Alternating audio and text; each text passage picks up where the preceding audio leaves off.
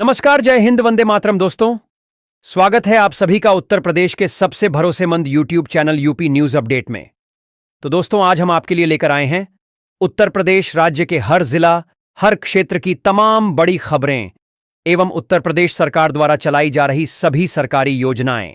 उत्तर प्रदेश की योगी सरकार ने अपने मंत्रिमंडल में महत्वपूर्ण बदलाव करते हुए विस्तार किया है। इस विस्तार का मुख्य उद्देश्य क्षेत्रीय और जातीय समीकरणों को साधना है, विशेषकर आगामी चुनावों को ध्यान में रखते हुए। वाराणसी के जिला अध्यक्ष हंसराज विश्वकर्मा को कैबिनेट में शामिल करना एक बड़ा राजनीतिक संदेश माना जा रहा है। शपथ ग्रहण समारोह राजभवन में आयोजित किया गया, जहां राज्यपाल आनंदीबेन पटेल ने नए मंत्रियों को पद और गोपनीयता की शपथ दिलाई। इस विस्तार में 2 कैबिनेट मंत्रियों और 4 राज्य मंत्रियों को जगह दी गई है। राजनीतिक विश्लेषकों का मानना है कि इस कदम से सरकार के कामकाज में नई ऊर्जा आएगी और उन क्षेत्रों पर ध्यान केंद्रित किया जा सकेगा जहां विकास कार्यों को और गति देने की आवश्यकता है। मुख्यमंत्री योगी आदित्यनाथ ने सभी नए मंत्रियों को बधाई देते हुए कहा कि वे जनता की सेवा के लिए पूरी निष्ठा से कार्य करें। विपक्षी दलों ने इस विस्तार को केवल चुनावी स्टंट बताया है, लेकिन सत्ता पक्ष का कहना है कि ये सुशासन की दिशा में एक और कदम है। अगली खबर है कि उत्तर प्रदेश सरकार ने उपभोक्ताओं की भारी शिकायतों और तकनीकी दिक्कतों को देखते हुए प्रीपेड स्मार्ट मीटर योजना को तत्काल प्रभाव से रोकने का फैसला किया है। पिछले कुछ समय से उपभोक्ता शिकायत कर रहे थे कि मीटर में पैसा होने के बावजूद बिजली कट जाती थी और रिचार्ज करने की प्रक्रिया भी काफी जटिल थी। ऊर्जा विभाग ने अब सभी उपभोक्ताओं को वापस पोस्टपेड मोड पर शिफ्ट करने के निर्देश जारी कर दिए हैं। इस निर्णय से प्रदेश के लाखों बिजली उपभोक्ताओं को राहत मिलने की उम्मीद है। विभाग ने स्पष्ट किया है कि जिन लोगों के घरों में स्मार्ट मीटर लगे हैं, उन्हें फिलहाल नहीं हटाया जाएगा, लेकिन उनकी बिलिंग प्रणाली को पुरानी व्यवस्था की तरह कर दिया जाएगा। सरकार का लक्ष्य है कि बिजली आपूर्ति में पारदर्शिता आए और लोगों को अनावश्यक परेशानी का सामना न करना पड़े। अधिकारियों को ये भी निर्देश दिए गए हैं कि वे उपभोक्ताओं के पुराने बिलों के विवादों को भी जल्द से जल्द सुलझाएं, ताकि पोस्टपेड व्यवस्था सुचारू रूप से फिर से लागू की जा सके। अगली खबर है कि उत्तर प्रदेश के कई जिलों में आज मौसम का मिजाज पूरी तरह बदलने वाला है। भारतीय मौसम विज्ञान विभाग (आईएमडी) ने पश्चिमी विक्षोभ के सक्रिय होने के कारण प्रदेश के 30 से अधिक जिलों में ऑरेंज अलर्ट जारी किया है। लखनऊ, कानपुर, नोएडा और गाजियाबाद समेत कई हिस्सों में 50 से 60 किलोमीटर प्रति घंटे की रफ्तार से धूल भरी आंधी चलने की संभावना है। इसके साथ ही गरज चमक के साथ हल्की से मध्यम बारिश भी हो सकती है। इस बदलाव से पिछले कई दिनों से पड़ रही भीषण गर्मी से लोगों को राहत मिलेगी और तापमान में 3 से 5 डिग्री सेल्सियस तक की गिरावट दर्ज की जा सकती है। हालांकि मौसम विभाग ने किसानों को विशेष सावधानी बरतने की सलाह दी है, क्योंकि तेज हवाओं और ओलावृष्टि से फसलों को नुकसान पहुंच सकता है। बिजली विभाग को भी सतर्क रहने के लिए कहा गया है, क्योंकि आंधी के दौरान पेड़ गिरने से बिजली की लाइनें क्षतिग्रस्त हो सकती हैं। आम जनता को सलाह दी गई है कि वे खराब मौसम के दौरान सुरक्षित स्थानों पर रहें और पेड़ों या बिजली के खंभों के नीचे शरण न लें।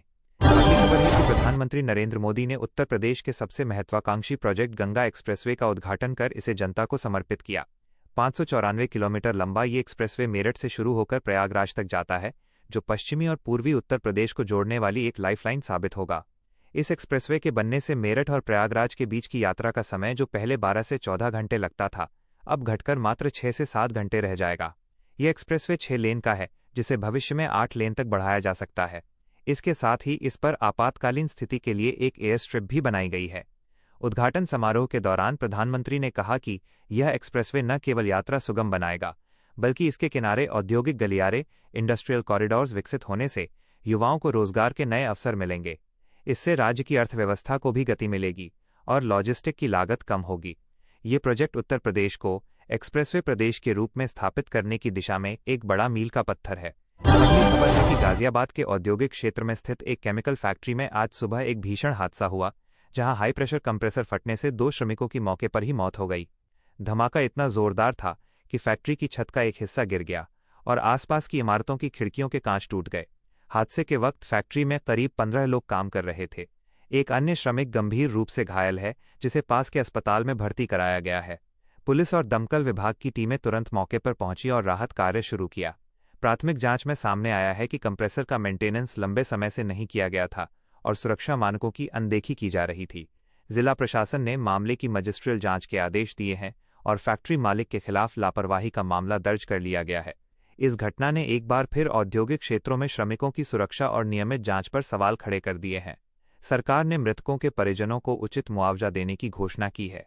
अगली खबर है कि नोएडा इंटरनेशनल एयरपोर्ट जेवर के परिचालन शुरू होने से पहले ही इसके यूजर डेवलपमेंट फीस (यूडीएफ) को लेकर विवाद खड़ा हो गया है। स्थानीय विधायक और नागरिक समूहों ने हवाई अड्डे पर प्रस्तावित ऊंचे शुल्कों का विरोध किया है। उनका तर्क है कि यदि शुल्क बहुत अधिक रखा गया तो ये आम आदमी की पहुंच से बाहर हो जाएगा और दिल्ली के आईजीआई एयरपोर्ट की तुलना में इसकी लोकप्रियता कम हो सकती है। विधायक ने मुख्यमंत्री और नागरिक उड्डयन मंत्रालय को पत्र लिखकर मांग की है कि पैसेंजर चार्ज और अन्य शुल्कों को न्यूनतम रखा जाए ताकि पश्चिमी उत्तर प्रदेश के लोगों को वास्तव में इसका लाभ मिल सके। उनका कहना है कि जेवर एयरपोर्ट को एक किफ़ायती विकल्प के रूप में पेश किया जाना चाहिए। वहीं एयरपोर्ट प्रबंधन का कहना है कि विश्व स्तरीय सुविधाएं प्रदान करने के लिए अंतर्राष्ट्रीय मानकों के अनुसार शुल्क निर्धारित किए गए हैं।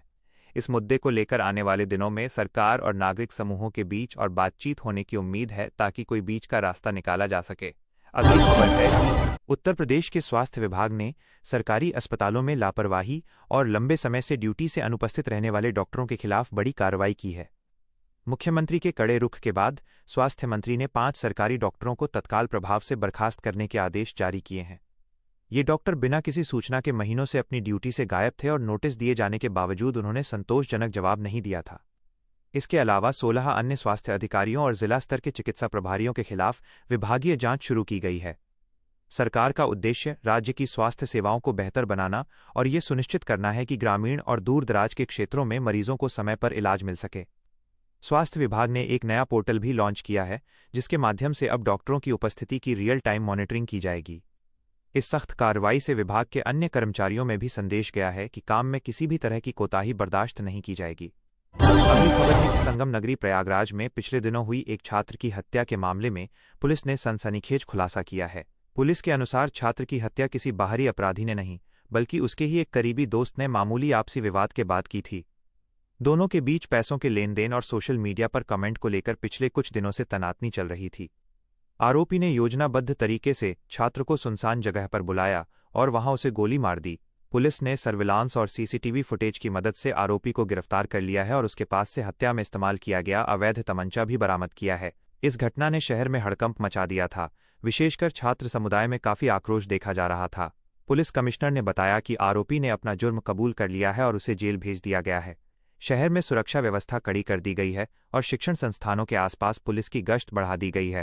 अगली खबर है कि बांदा जिले में एक दिल दहला देने वाली घटना सामने आई है, जहां एक युवक ने पुश्तैनी जमीन के विवाद में अपनी सगी मां और भाई समेत 3 लोगों की हत्या कर दी।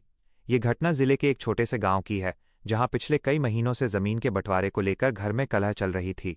पड़ोसियों के अनुसार आज सुबह बहस इतनी बढ़ गई कि आरोपी ने कुल्हाड़ी से हमला कर दिया। वारदात को अंजाम देने के बाद आरोपी मौके से फरार हो गया। पुलिस ने शवों को पोस्टमार्टम के लिए भेज दिया है और फरार आरोपी की तलाश में पुलिस की 4 टीमें गठित की गई हैं। इस घटना ने पूरे गांव को स्तब्ध कर दिया है। जिला पुलिस अधीक्षक ने घटनास्थल का मुआयना किया और पीड़ित परिवार के अन्य सदस्यों को सुरक्षा का आश्वासन दिया। ग्रामीण इलाकों में इस तरह के खूनी जमीनी विवादों की बढ़ती घटनाओं ने प्रशासन की चिंता बढ़ा दी है। पुलिस अब इस मामले में फास्ट ट्रैक कोर्ट के जरिए सजा दिलाने की तैयारी कर रही है।